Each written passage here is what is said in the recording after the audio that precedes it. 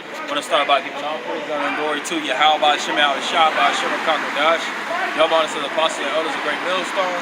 And Shalom to the Akim pushing the word of sincerity and in truth. This lesson is going to go into basically how the elect or the men of the Lord are spiritual Zerubabels. And what inspired me to do the lesson is actually when you go into Zerubabel, his name is really Zerubabel. He was a co-establisher of the temple, the second temple, after it fell to the hand of the Babylonians.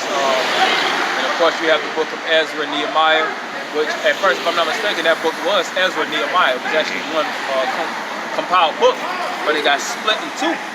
Then you had the book of Ezra, which of course Ezra was a scribe.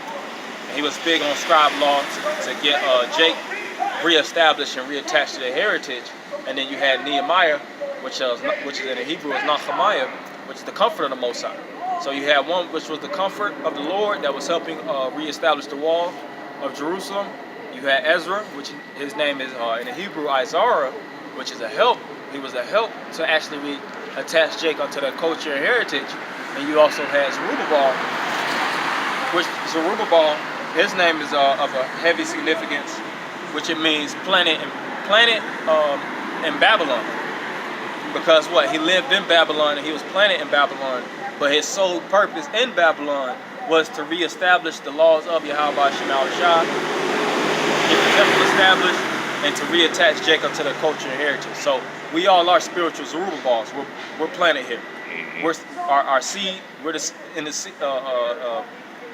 of the seed, so to speak, and the citizens of the U.S. But we're not Babylonians. You see, same thing with Zerubabel. Even though he was, his name actually is an omen nomen, because he was planted in Babylon, but he wasn't a Babylonian. He wasn't trying to live according to the ways of Babylon. And really, when you go into Zerubabel, that was really after the fall of Babylon. That was the Persian and Medes empires, but he was still basically, it was still like a successor kingdom to Babylon. So I'm going to read a little bit on Zerubabel.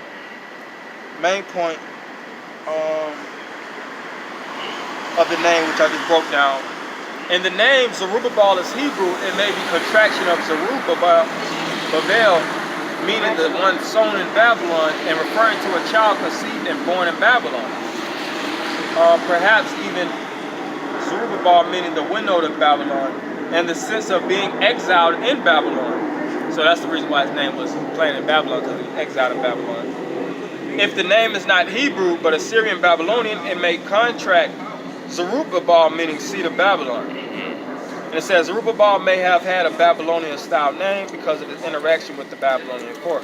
Right, because he was a major so-called aristocrat. He dealt in terms of Babylonian elevation, so to speak. He wasn't just a commoner, he was a mover and shaker, so to speak. Even if I'm not mistaken, Nehemiah was the cupbearer of the king of Babylon. So these men were of a high regard, but they didn't show respect, so to speak, in the kingdom to the end. And one important notion of Zerubabel in the scriptures is the signet ring that he would wear, and I'm gonna read that real fast. On that day, saith the Lord of hosts, I will take you, Zerubabel, son of Shealtiel, my servant, and wear you like a signet ring, for it is whom I have chosen. This is the word of the Lord of hosts. And that's Haggai 2:23, which I'll read over. That was on Wikipedia. I'm going to read over in the scriptures. Haggai 2, and I'll start at 22. Matter of fact, I'll start at 21. Speak to Zerubabel, governor of Judah, saying, I will shake the heavens and the earth, and I will overthrow the throne of kingdoms, and I will destroy the strength of kingdoms of the heathen, and I will overthrow the chariots and those that ride in them, and the horses and their riders shall come down, every one by the sword of his brother. Right, so the Lord is putting a prophecy on Zerubabel to go into him taking down the kingdoms. So us living in Babylon now, we understand through the spirit of prophecy, these words are living and they're breathing, and they're applicant for the system that we're living in, because America is the virgin daughter of Babylon, written in Revelation, the 17th chapter. All right, that the virgin daughter that dwelleth amongst many nations with the 7 heads and 10 horns. And you have the prophets that's subject to the prophets, and they're back again. You have the walls and the buildings of Jerusalem that's being built up, which is known as the tabernacles of David.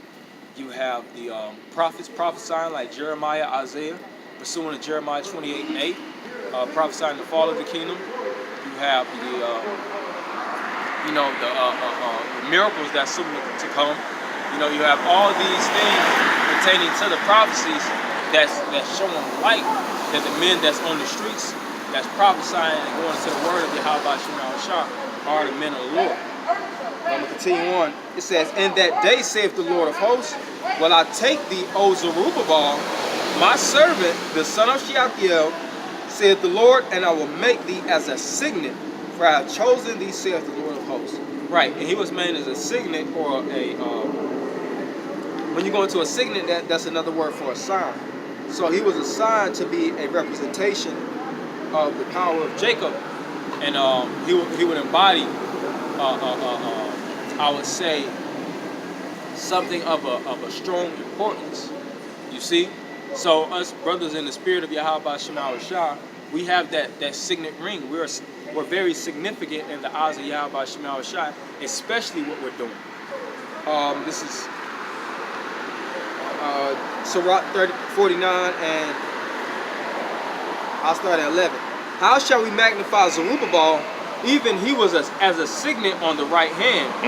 So was Jesus, the son of Josedek, who in their time builded the house and set up an holy temple to the Lord, which was prepared for everlasting glory." Right. So the holy temple of the Lord is being re-prepared in these days now. As it is written in Amos, the 9th chapter, the Lord says he's going to raise up the tabernacle, Amos 9:9, if I'm not mistaken, the tabernacles of David that has fallen. So during the time of David, really Solomon, in the aftermath, the tabernacles and the temple was being fully established. All right, for the dwelling quarters for Israel to actually worship and pray to Yahweh Shah in safety. So as brothers in the spirit, we got to keep that faith as our forefathers have shown us.